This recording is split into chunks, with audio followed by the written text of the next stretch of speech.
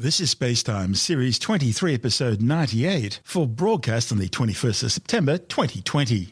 Coming up on SpaceTime, a special edition looking at the discovery of a potential signature for life in the clouds of Venus. What does the detection of phosphine really mean? And how excited should we really get? We'll answer all those questions and more on this special edition of SpaceTime. Welcome to SpaceTime with Stuart Gary.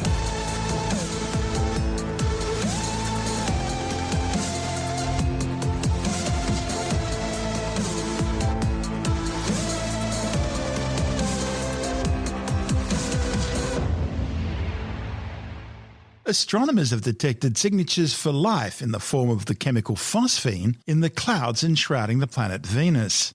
While the discovery of phosphine in the atmosphere of Venus doesn't mean evidence of alien life, it does raise serious questions about how it got there. The rare molecule consists of a phosphorus atom on top of 3 hydrogen atoms arranged in a pyramid.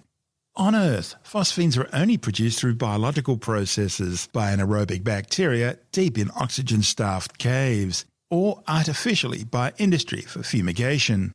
However, phosphines are also produced under extreme conditions in the turbulent atmospheres of the gas giants Jupiter and Saturn, using enormous amounts of energy from planet-sized upper atmosphere convective storms.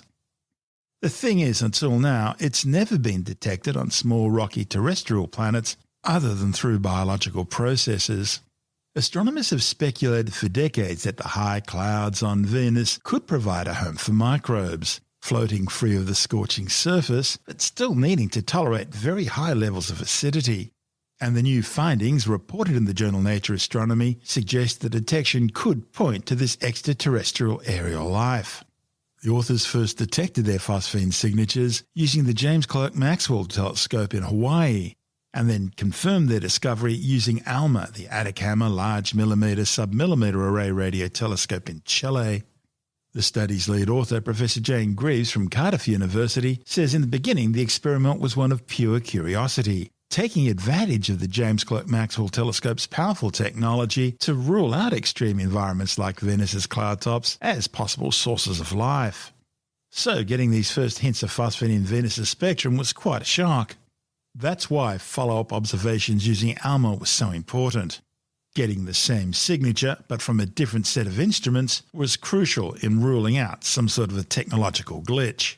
Now, based on this data, the models of the Venusian atmosphere suggest these phosphine levels would be extremely low, only about 20 molecules per billion. Of course, before shouting from the rooftops that they've discovered life, the authors have been running calculations to see if the phosphine could be coming from some natural processes on Venus. And they do caution that there's a lot of information about Venus which is still lacking. That means the jury's going to be out for some time, because the only other study of phosphorus on Venus came from one of the lander experiments carried out by the Soviet Vega 2 mission way back in 1985. Massachusetts Institute of Technology scientist Dr. William Baines led the work on assessing natural ways to make phosphine. The ideas included sunlight, minerals blown upwards from the surface, volcanoes, and even lightning. But none of these could make anywhere near enough phosphine to justify what they were seeing in their spectra. In fact, potential natural sources of phosphine in the Venusian atmosphere could at best only make about 1/10,000th the amount of phosphine which the authors have detected. Stirring the pot a bit further, Dr. Paul Rimmer from Cambridge University has calculated that to make the observed quantity of phosphine on Venus, terrestrial organisms would need to work at about 10% of their maximum productivity. Of course, any microbes on Venus or in the Venusian atmosphere would need to be very different from their earthen cousins in order to survive the hyperacidic conditions. Earth bacteria can absorb phosphate minerals, add some hydrogen, and ultimately expel phosphine gas. But the thing is, it costs them energy to do this, so why they do it isn't clear. Phosphine could just be a waste product, but other scientists think it could be used to ward off rival bacteria. Whatever the reason, another MIT team member, Dr. Clara Souza Silva, has been looking at the idea of searching for phosphine as a biosignature gas of non-oxygen using life on other planets, because normal chemistry makes so little of it. She says finding phosphine on Venus was an unexpected bonus, with the discovery raising lots of questions such as how any organism could survive. After all, on Earth, some microbes can cope with up to about 5% acid in their environment. But the clouds of Venus are almost entirely made of acid. Finding signs of life on other planets beyond the Earth would be a way of answering the biggest questions that we've had as a species so far. Where do we come from? Are we alone? But of course, these questions are not the exclusive purview of scientists. People have been asking them for as long as there's any record of them being able to ask these questions. What is special about this moment and our role in it as scientists is that for the first time, we're actually able, because we have the tools, to answer these questions. Phosphine is my favorite molecule. A phosphorus atom on top and 3 hydrogens in the base of this pyramid.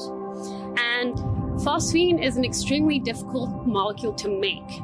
It is only spontaneously made in extreme environments, such as what you find in the hellish depths of Jupiter and Saturn. It is otherwise only made either naturally by life on Earth or artificially by humans, as a fumigant, for example. If we have indeed found life outside the Earth, it puts our own existence into perspective.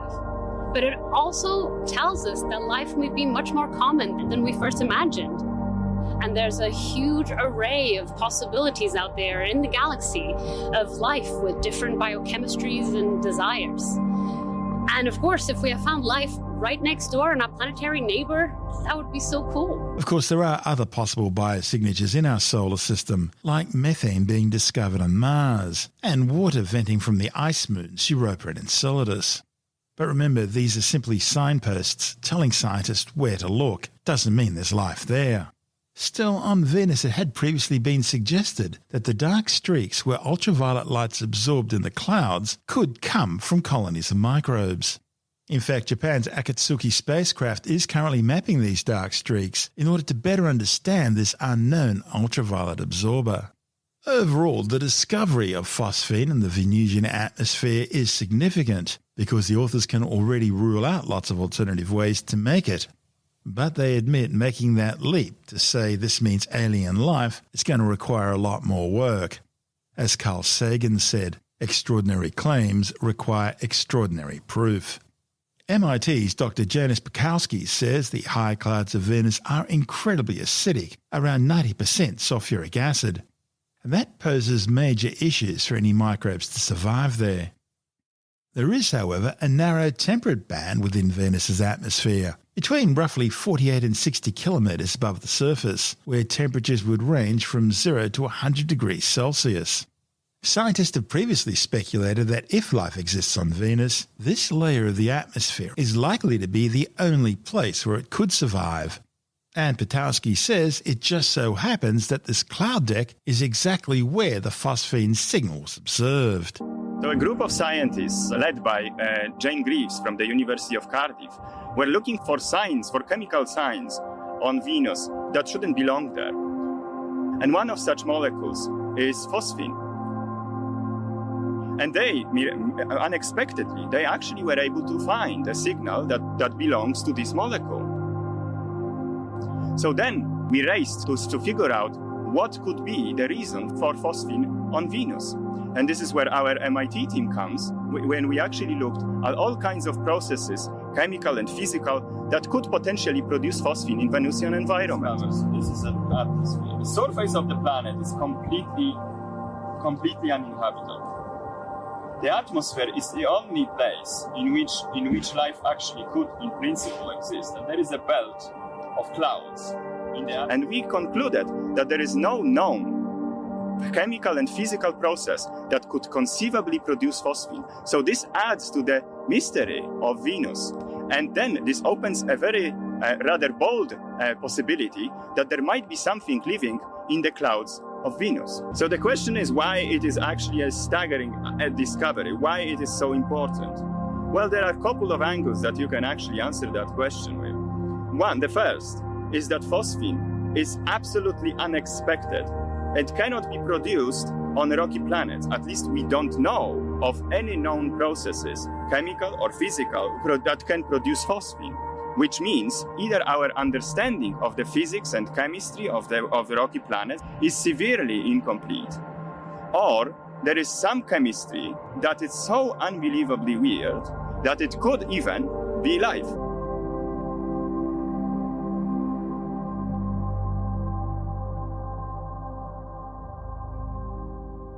So where do we go from here? Well, the authors are now waiting for more telescope time in order to determine whether the phosphine's in a relatively temperate part of the clouds, and to look for other gases there that could be associated with life. As well as being Earth's nearest planetary neighbour, Venus is considered to be Earth's sister planet.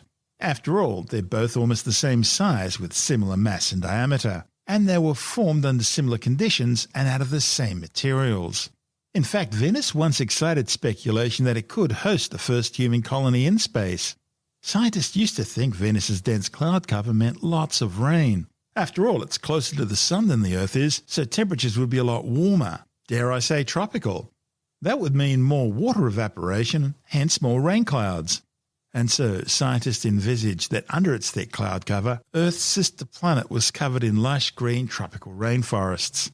Sort of like the Amazon jungle on steroids. Some even speculated that tropical rainforests would have meant lots of animal life, not just plants. And that allowed the imagination to take another leap and consider a primordial landscape, primitive, maybe with lots of dinosaurs roaming around the place. After all, if Martians make canals on the red planet, why couldn't there be dinosaurs on Venus? But as scientists got to really understand Earth's sister planet, they realised it's nothing at all like that. Venus might well be Earth's sister planet, but it's a twisted sister. Soviet and American probes revealed Venus to be the closest thing to hell in our solar system. It has a suffocating runaway greenhouse effect. Its surface is scorchingly hot with average temperatures of 462 degrees Celsius. That's hot enough to melt lead. And those thick, opaque planet-shrouding clouds? Well, they do cause rain, but the rain isn't water. Instead, it's droplets of metal-eating sulfuric acid. Scientists have even seen what looks like snow caps on some of Venus's tall mountain ranges. But the snow isn't frozen water, it's actually metallic. The clouds are so heavy they crush Venus's rich carbon dioxide-based atmosphere, acting like the lid of a pressure cooker, and giving the planet a surface pressure some 92 times greater than the average sea level surface pressure on Earth. The surface of Venus is dominated by hundreds upon hundreds of volcanoes, more than any other planet in the solar system. And that surface is some 90% basalt, consisting of a mosaic of volcanic lava plains. This indicates that volcanism has, and maybe still is, playing a major role in shaping the planet's surface. Venus orbits the Sun every 224.7 Earth days. It rotates in retrograde compared to most other planets in the solar system. That means the Sun rises in the west and sets in the east. But sunrise and sunset do take a while. In fact, a day on Venus lasts some 243 Earth days, meaning a Venusian day lasts longer than its year. The Soviet Union have sent numerous spacecraft to the surface of Venus, but they've all had a really tough time surviving. The first few were crushed and cooked in the Venusian atmosphere long before reaching the ground. Eventually, the Russians built a probe that did make it all the way down to the surface intact. But it wasn't able to send back much data because its equipment had melted by the time it touched down. Finally, after lots of effort, one probe did make it all the way down to the surface, surviving just long enough to send back a few precious seconds worth of data and images. What scientists saw was an eerie, parched world, bathed in a half-yellow light by the thick cloud cover. The surface is covered by jagged slabs of maroon-coloured rocks, baked over the eons to create a desertscape periodically resurfaced by volcanism. Based on the Russian experience, the Americans, the Europeans and now the Japanese have all limited their explorations of Venus to orbital missions. The adverse conditions on the Venusian surface focused planetary missions away from Venus and towards Mars, which is further away and cooler. But this new discovery of phosphine in the Venusian atmosphere is likely to bring about a change. Commenting on the discovery, Dr. Brad Tucker from the Mount Stromlo Observatory at the Australian National University says the discovery means there's a new part of Venus which scientists haven't understood until now. And determining exactly what generated the phosphine is going to be a major scientific target. Phosphine has been the surprise, exciting announcement. Phosphine being a mixture of phosphorus and 3 hydrogen atoms. and it was detected in the Venusian atmosphere, the upper layers of Venus's atmosphere. And this new study went through lots of processes to try and figure out what was causing this. What known chemical or geophysical or any process of the planet would create this. And what they found was that the amounts that they're seeing, there wasn't a known process that could explain this creation of phosphine, which led them to say that either there's something unknown about Venus that we don't know physically, which is completely possible, or it could be a production or a byproduct of microbial life. Because we see phosphine as a byproduct of microbial life here on Earth. That's exactly right. We can look to what we know of some not quite extremophiles or extreme types of life, but definitely different types of life. And phosphine is produced because, it's not just that they've detected phosphine, but phosphine is also short-lived. It doesn't stay around for that long. So it's not like just having oxygen or just having carbon dioxide. So something relatively recently, and not recently on the normal astronomy terms of billions of years, but actually recently, must have created it, or at least still be creating it. One of the things they did look at was the source of the interaction from what the sun is doing on the atmosphere, subsurface or subatmosphere activity from volcanoes or whatever the activity is going on Venus, some of the other natural photosynthesis processes and adiabatic processes and the normal chemistry that happens on Venus. All of it, from what they assume, there are a few things that can be created, but not in the relative quantities that they're saying. And I think that's the key here. It's just the production levels are beyond what budgeting all these different things in they can account for. Of course, this is all highly reminiscent of what we've been hearing about on Mars recently as well, with methane production. We haven't found any flatulent bovines on Mars yet, but the search is on. I mean, that's exactly right. And that's the exact parallel I've been saying. It's essentially identical to Mars. Obviously, it's a different molecule. But as you said, methane is produced by, as you said, famously cows, but also a different type of microbe. And I think either way, the community is just excited because, Venus kind of was slightly written off in terms of the exploration. Not that it wasn't studied or understood, but there's so much attention to Mars. It's kind of like Venus saying, hey, I have some interesting things going on too. And early on, we often forget that the Russians in particular sent rovers or probes to Venus to explore it. It was just quite harsh. It's a tough place to visit, let's be honest. Spacecraft get crushed before they even reach the surface. It's been a tough gig. It really is. And you can kind of understand where everyone's like, all right, look, we're just going to focus on Mars because it's easier. And that was fair. And as you said, the discovery of methane on Mars just made it even more exciting because either there's, again, geology or physical processes or, again, potentially microbes. And here on Venus, it's clearly saying there's something else that we don't know. In particular, ignoring actually just the life question. When we think about Earth and what it means in comparison to other planets, we kind of see that we're different from Mars, we're different from Venus, but there's similarities of both we can kind of draw in our history and their history. So it's interesting just for understanding how planets form, how planets evolve, what planets have, and then thinking about that question in the broader terms of planets around other stars, exoplanets. Of course, when we talk about Venus, we have to look at its dense cloud cover. This is where we think if there are phosphine-producing bacteria, this is where they're living. Do we have an analog on Earth? So, this is, I think, maybe the analog here is almost the reverse. When we think of having something at 50 to 60 kilometers in the atmosphere where the location or the source of this has been, we often forget that, the surface of Venus is terribly hot at 462 degrees Celsius or whatever it is. On Earth, obviously, we're quite comfortable and temperate on the surface. As we go into our atmosphere, it's dramatically cooler. At 30 to 40 kilometers, it's minus 40 to 50 degrees Celsius. So when you start at 460 degrees and you go up in the atmosphere and cool down, it gets a little bit more balmier, a little bit more palatable. So I think that, the idea is almost the reverse of what it would be like from going underneath the ocean. Really the life that's there in terms of the pressure and density that the atmosphere has of Venus and the changes of temperature you get as you descend from the ocean into our own atmosphere. Astrobiologists have been looking for these extremophiles, these extreme types of life on Earth, and they found them, as he said, deep in the oceans, in caves, near volcanic vents, and high temperatures, in the vacuum of space. There's all these different things where life on Earth has been tested and been shown to survive. So it's not extreme to think that there could be something on Venus. I think then the big question is if there really is, and again, no one's saying that this is it, that it is the real question then starts to be,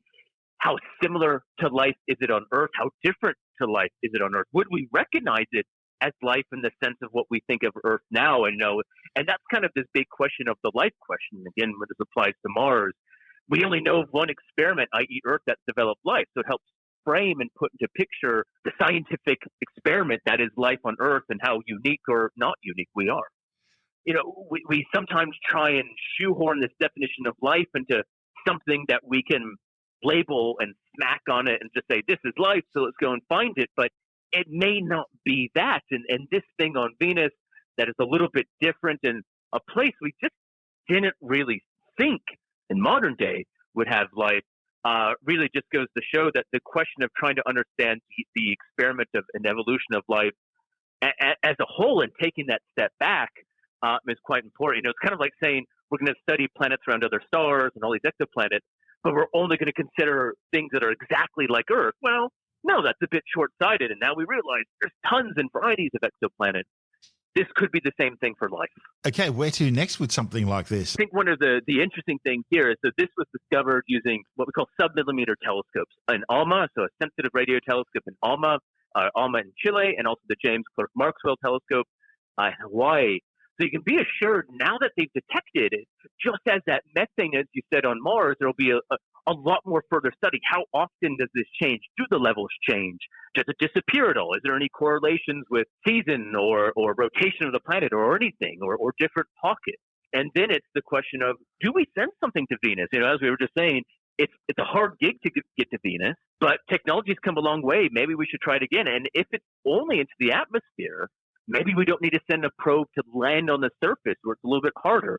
Maybe we just need to send a rover or a drone or even a balloon, as some people are talking about, to the Venetian atmosphere to explore it. So I think a lot more people and Venus is going to be higher on scientists' bucket list, let's say. That's Dr. Brad Tucker from the Mount Stromlo Observatory at the Australian National University. The detection of seasonal methane in the Martian atmosphere has been exciting astrobiologists ever since its discovery and confirmation a few years ago. But there are lots of geochemical processes which could explain the presence of methane on the red planet. And that's why Venus is so intriguing. Scientists are yet to find a non-biological explanation to explain the presence of phosphine in the Venusian atmosphere. Although ANU astronomer and astrobiologist Associate Professor Charlie Lineweaver says there are bound to be things they haven't considered. Yes, we're all looking for life, and whenever there's a tentative signal like this, we all get excited and say, oh, have we detected life? And that's what we do in astrobiology. And it's the interest of the public that keeps a lot of this research going, because most of my scientific colleagues would make a wonderful discovery, and then the public don't care. And that's your job to understand why you should care, which ones you should care about. When I first saw this a couple of days ago, when I received the embargoed copy of the paper, just looking at the headlines, I thought, oh, really? This is obviously something designed to get people interested during COVID-19. But as I read through it, I realized that these people actually had something here. They've eliminated everything they could. That's right. I Bill Baines is the chemist that's working on the production of phosphine, how it's done on Earth, and how it could be done on Venus. And there are three papers here. One paper by Greaves is the one that detected the phosphine in Venus. Then there's another one by Baines who goes into more detail about why or how it can be produced and why it could not be produced abiotically. And there's a lot of uncertainties in that, but he has done, as I sometimes say to my graduate students, we don't do good science, we just do the best science. And I think that can also be described here as useful to describe what's been going on, because there are lots and lots of uncertainties, very hard things, error bars that can be very enormous, but it's the best thing it's the most detailed analysis of this gas. We're talking about parts per billion. So that's really small, about 10 or 20 parts per billion in the Venus atmosphere. And not just any part of the atmosphere, not in the polar regions and not much in the equator, but more at mid-latitude. And they also used probably the best instrument in the world for this, and that's the ALMA instrument in Chile in the Atacama Desert. So they really employed the best telescopes and some very good people to do this analysis, but there are still lots of uncertainties left. And my reaction to the paper is, oh, that's a great measurement, but what does it mean? And I don't think we know what it means. It reminds me very much of ALH 84001, the meteorite from Mars, where people looked at it very, very, very carefully and said, oh, the only thing we can come up with, it's probably life here. It's life or crystals, one of the two. Well, magnetite. I mean, some of my colleagues still think that there is evidence for life, but I guess what's important here is anytime we make progress in technology and get a really good instrument like ALMA, and then look very, very carefully at the detailed high-resolution spectra for different molecules, then we find something. So what in the world is that? Hey, we found phosphine. The people who are involved in this, some of them are driven, some of the group by Sarah Seeger and Bill Baines and Clara Sousa Silva, they are at MIT, and Graves, I think, is at Cardiff. Yeah. But I should point out that the MIT group has taken a very, let's say, relativistic view of potential biosignatures. I've been looking for biosignatures like oxygen and methane and CO2 and other fairly abundant gases in atmospheres. But they've said, oh, you know what? There are hundreds and thousands of molecules that are produced by life. Let's look for all of them. So that's a very different approach to looking for biosignatures, and one in which is only useful if you look very close to, because the signal to noise has to be gigantic to find parts per billion in an atmosphere. But I was just looking through the Baines article on possible explanations of how phosphine is produced. And one of the things that's important to notice is that it is produced on Earth, but it's produced mostly by life forms. He's claiming exclusively by life forms. And phosphorus, you should know that DNA has a phosphate backbone. Phosphorus is a very important element for life. It's not one of the big four, CHON, carbon, hydrogen, oxygen, nitrogen, but it is one of the big two, the sulfur and phosphorus. And those six elements it wasn't all that together long ago when astrobiologists almost fell over themselves when they thought they had discovered a form of life on Earth that didn't contain phosphorus. Yeah, that was the arsenic-based life that turned out to be an inappropriate analysis. Oops. And well, that was a bigger mistake. If this current, they're not saying definitively that they've detected life on Venus. They're saying that we can't explain it, and that's probably the take-home message. We've detected something that we didn't expect, and we can't explain it. One explanation for people who get excited about such things, and I do to some extent, is that it might be life. But I'm not. If I were a betting man, I would bet that it's produced by water droplets being dissociated by the UV in the upper atmosphere of the 55 to about 65 kilometers above the surface of Venus, where there are water molecules. The hydrogen then is dissociated, and then it can combine with a small amount of phosphoric acid to produce the phosphine. That would be my explanation for this, but who am I? I'm not a phosphate chemist, but just looking at the analysis that they've done, I'm a little bit skeptical because of the lack of error bars on these models. Did you look at figure 5, for example? Figure 5s are hard to look at in radio, but there's a figure that says, here's the formation rate of phosphine, here's the destruction rate of phosphine abiotically, so not produced by life. And they say there's no way that the formation rate could be high enough to produce this signal, but there's no error bar on that formation rate. And so I'm skeptical about that. I don't like science results that don't have error bars. And plus or minus. And here they're talking about the maximum amount is bleh. And I say, well, did you include this? Did you include that? One thing they didn't include, for example, is the convection in the atmosphere going up and down. I mean, things go up and down in the atmosphere. And that's, for example, one of the reasons we can detect phosphine in the atmospheres of Jupiter and Saturn is precisely because things are transported vertically. We cannot see the layers which presumably are responsible for producing the phosphine in Jupiter and Saturn, but because of the convection going up and down in the atmosphere, that raises enough of it up in the higher atmosphere, where it's not very much, where not much of it is produced, to being able to be seen. Because when you look at a planet, you're only seeing the upper parts of its atmosphere. Right? Another issue that your listeners should be aware of, and that is this is a single line detection of this molecule. You know, most molecules have dozens and sometimes hundreds of molecular lines, and phosphine, I would imagine, has at least dozens of lines, and this is only the detection of one of them. That means that contamination is a much more serious issue, like from sulfate, SO2, SO3, SO4, and these are things that are in the atmosphere. They did do a fairly good job of modeling that, and that convinced me that they had seen phosphine. So it's not that easy to see, and I think they did an excellent job.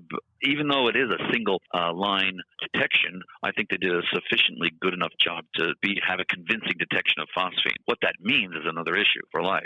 How excited are you about this paper? Well, it reminds me very much of being excited about searches for SETI and Christopher Columbus. Now, Christopher Columbus made a gigantic mistake, but he made a tremendous discovery because he had made this mistake. When I go to SETI conferences, they're all motivated by saying, oh, there's going to be intelligent life out there. I think there is an intelligent life out there, but because they are searching for in a new parameter space with new instruments, they're going to find something wonderful. So I'm all supporting SETI, but I'm all against the motivation. So here again, I'm all for looking for molecules and weird things in the atmospheres of planets, but I'm not all for I'm not behind, I don't share the motivation of, hey, we're going to find life, we're going to find life, we're going to find life. That's what makes it exciting. For me, what makes it exciting is looking in new parameter space, finding new molecules, and let the data talk to tell us what it is we've found rather than our expectation. Don't frame the thing, just do it for the blue sky. Well, yeah, the problem is that people, like, for example, Bridenstine, the head of NASA, just said, okay, now we're going to Venus because of the excitement.